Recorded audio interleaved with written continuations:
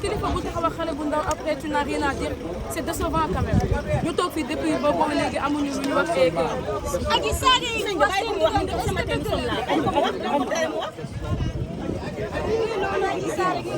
léegi noonu di dem wax nga ñaari moom ay kàddu ci li nga xam ne Adji Sarr lu ñu mën a jàngat mooy Adji Sarr ak confrontation entre Adji Sarr ak Ousmane Sonko kaddu watu fa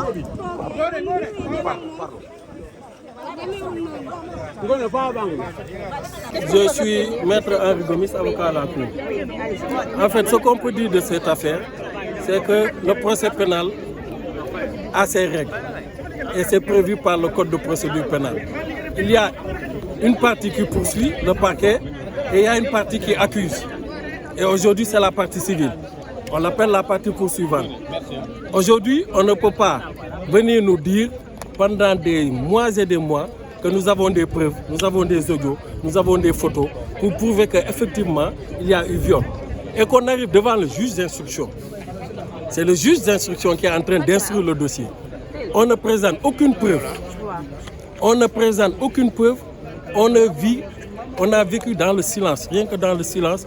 Elle n'a déposé aucune preuve, elle n'a donné aucune raison, elle n'a rien voulu motiver.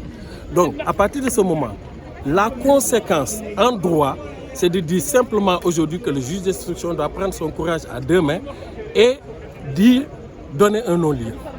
Pour nous, c'est la condition systématique.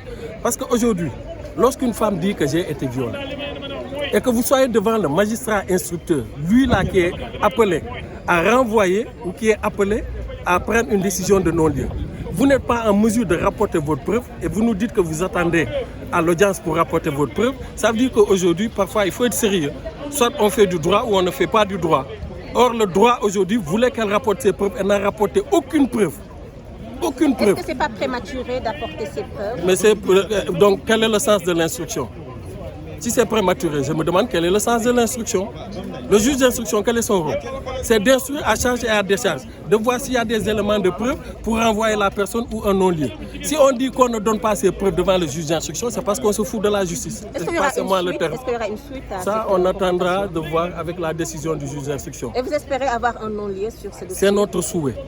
Maintenant, la décision ne nous appartient pas. C'est notre souhait. Notre souhait, c'est qu'aujourd'hui, puisqu'elles n'ont pas rapporté de preuves, on les a interpellés. On a interpellé même ces avocats. Personne n'a pu rapporter la preuve. Je dis aujourd'hui, à partir de ce moment, c'est le non-lieu. Je ne rentrerai pas dans ces questions parce que c'est une question purement personnelle. Ça n'engage que lui. Moi, je suis avocat. Il a la liberté, il a justifié pourquoi il ne veut pas répondre aux avocats qui lui posaient des questions. Ce n'est pas ici que je vais dévoiler la raison. Et qu'en est-il des PV déclarés perdus? Non, en fait, les PV n'étaient pas perdus. C'est un bug au niveau de l'ordinateur. On a attendu juste pour que le dossier revienne. Voilà, c'était juste un problème technique. Aucun PV n'a été perdu. Maître Gomis. Moi, c'est Maître Henri Gomis. Merci, Maître. Merci, je vous remercie. Des incidents mineurs, donc ça s'est très très bien passé, surtout pour notre client. C'est le grand jour que nous attendions relativement à Adji Sarr, qui avait déclaré partout qu'elle attendait ce grand jour pour apporter les preuves qu'elle détient. Ben, ce n'est pas ce qu'elle a fait. Bien au contraire, c'est nous qui avions déposé des preuves tendant à nous disculper. Donc, là concernant la montagne à la touche Eh, Verdouf. Vous faites partie des avocats de son Oui, ci wolof Adji Sarr preuve yi mu doon wax génnewu ci benn këyit bu gën a ndaw génnewu ko benn vidéo génnewu ko donc wax rek la doon def wax ji te bi mu demee ñu posé ko ay questions posé nañ ko plus de 100 questions yoo xam ne nanguwu ci tontu Adji Sarr ñun ba nangu tontuwuñu ci ay questions parce que moom moo ñuy accusé moom moo war a indi ay preuves accusation. mais laaj ak tontu yéen questions yi leen posé yëpp tontu ngeen. am na ci yuñ ci tontu am na yoo xam ne tontuwuñ ci. yan ngeen tontu. non loolu secret de l'information la mënuma dugg ci biir pour wax question yi nga xam ne moom la ñu tontu mais li am ba am sooy tuumal nit balaa ngeen ñu leen di kii ngeen jàkkaarloo nga taxaw wax ci devant àdduna bi yëpp nga ne am nga preuve yoo xam ne donc yow am nga ko ci sa portable ak yooyu ñu ñëw bés bi indi woo dara ça veut dire que li ngay wax tegoo ko fenn. PV bi ñu naan dafa rër est-ce que dëgg la bi ñu doon wax. PV bi non dañ doon wax ne dafa am incident entre avocats yi loolu amul. li am su mënoon wax ne c'est un incident technique informatique. C'est l'occasion de plaider même pour la justice par rapport aux moyens. Donc machine bu yàgg la ñu am dañuy saisir parce que yàgg fichier bi dafa disparaître. Donc il a fallu faire appel.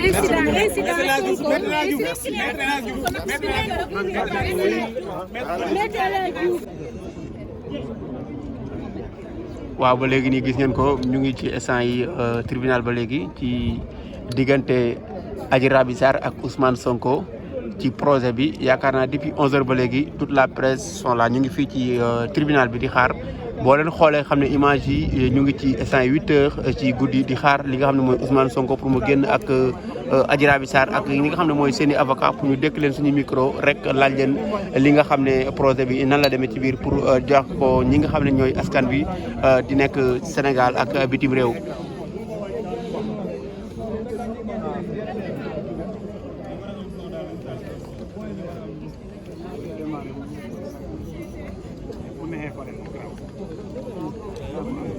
dama ragal weex de doy na de wala baax na de weex la non ragal naa léegi de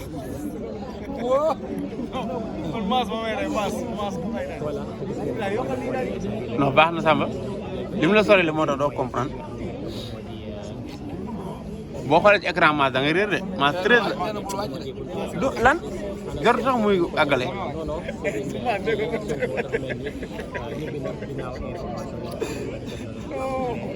léegi la woon wane ku ne de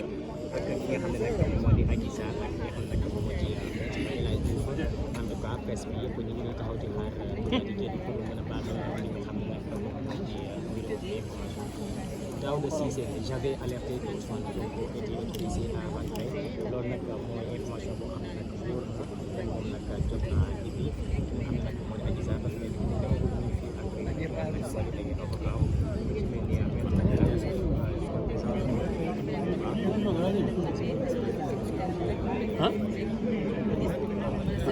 non dafa dem wala muy muy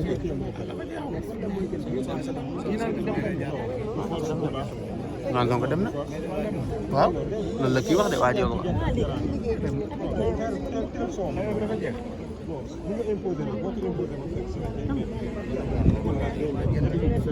kon nee na jaar jéem a ko wax ah jéeme na de ah parce que oto moom fan la gaare porte bële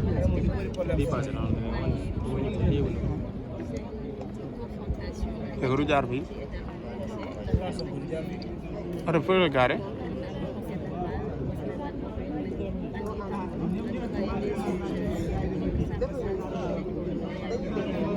ba léegi rek ñu ngi fii ci tribunal bu leen wax sànq ñu ngi kii mais for nañ ci weewu bay suñu benn naataango wax nañu Ousmane Sonko jaar na beneen porte bi ba dem mais ki nga xam ne moo Adji Raby Sarr ak avocat yi ñu ngi ci biir ba léegi kon ñu ngi xaar di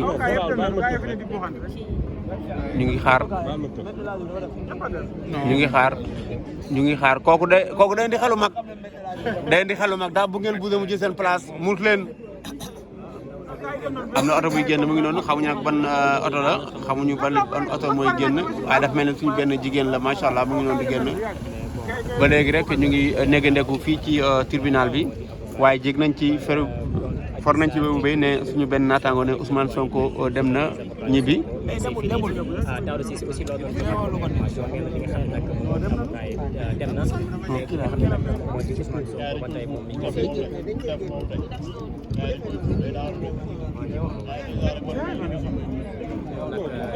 kii nii commentaire yi jeex na maanaam Sonko moo ñu nag mais Adji Sarr moom mi ngi ci biir ak avocat yi nga xam ne ñoo di avocat Sonko gis ngeen ci buntu bi ba tey force l'ordre yi nag ñu ngi fi en tout cas sànq amoon na kenn ku souligné lu important mais en tant que palais de justice lumière sax mu fi am nekk na loo xam ni doy waar gis ngeen lamp yi léegi nii amul lenn loo xam ne tàkk na.